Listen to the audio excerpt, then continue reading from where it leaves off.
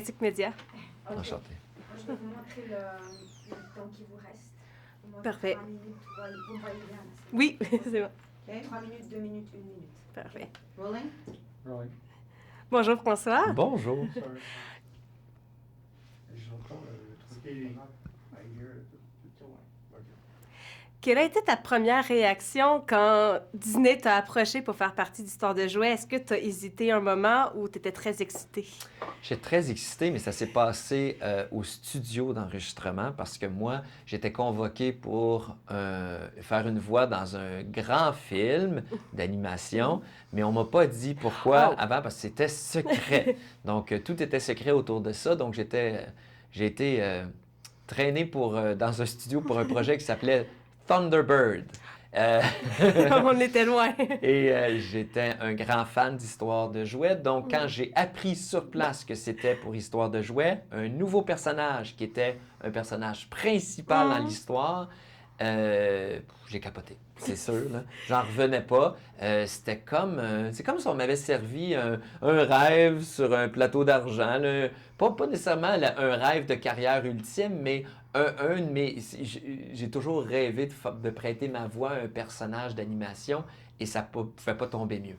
J'ai vu dans une entrevue que tu as dit qu'un des plus grands défis de ce doublage-là, c'était d'avoir l'impression de faire quelque chose d'extrêmement drôle, mais de ne pas entendre les rires. Oui. Ce qui peut être difficile pour un humoriste. Est-ce que parfois ça te poussait à exagérer, à forcer? Au début, oui.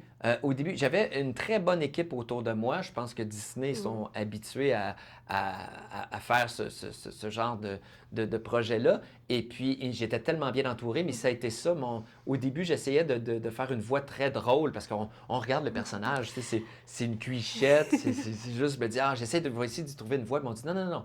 On veut vraiment que... On sait que tu sais comment être drôle avec ta voix, mais on veut quand même ta voix. On veut que tu sois divertissant, c'est certain, mais on veut surtout que tu sois juste. On veut que tu sois dans l'émotion, juste. L'histoire, on y fait confiance, on sait qu'elle est bonne. Il faut que tu serves l'histoire au maximum que tu peux le faire. Donc, c'est ce que j'ai fait et je suis vraiment content du résultat. Je pensais pas, tu sais, je pensais pas être capable Ben, en fait, j'ai découvert une passion pour faire ça. J'ai vraiment aimé ça. J'allais travailler avec le sourire et c'était tellement facile aussi en même temps parce que l'histoire est magnifique. Mais j'ai trouvé ça quand même assez, pas facile, mais j'avais l'impression que j'avais un certain talent pour ça. Puis le personnage de Fourchette, ça, c'est Bonnie qui a créé ce jouet-là à partir de déchets, donc il ne se sent pas comme un jouet.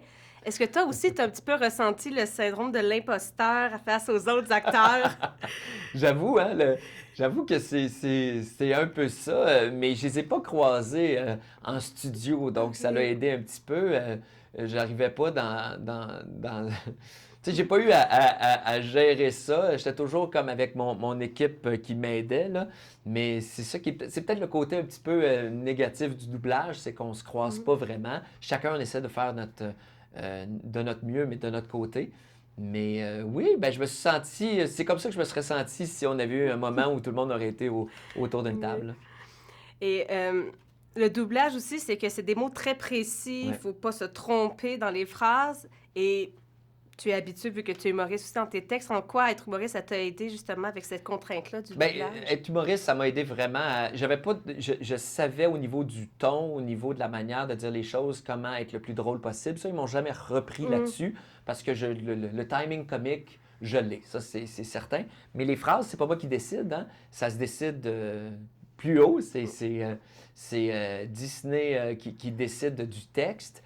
Et il y a quelques fois où j'ai vu des changements, où on voit qu'ils sont vraiment dans... C'est un travail. Des fois, il y a quelques trucs que j'avais fait qu'on m'a demandé de refaire avec une nouvelle formulation parce qu'il y a tout le temps des gens qui regardent ce qu'on fait puis ils trouvaient que c'était mieux d'une autre manière. Il y a une fois où j'ai proposé une idée et j'ai hâte de voir si on va l'avoir gardée. Mais c'est tellement... C'est un projet que tout est réfléchi une dizaine de fois pour chaque détail. Donc, c'est facile de se sentir en confiance parce que c'est des pros. C'est pas... Chaque film d'histoire de jouets a été couronné de succès, tu sais. Donc, à partir de là, j'étais vraiment en confiance. Là. Et justement, toi, qu'est-ce qui te fascine dans l'univers d'histoire de jouets? Ben, c'est la créativité, c'est de voir.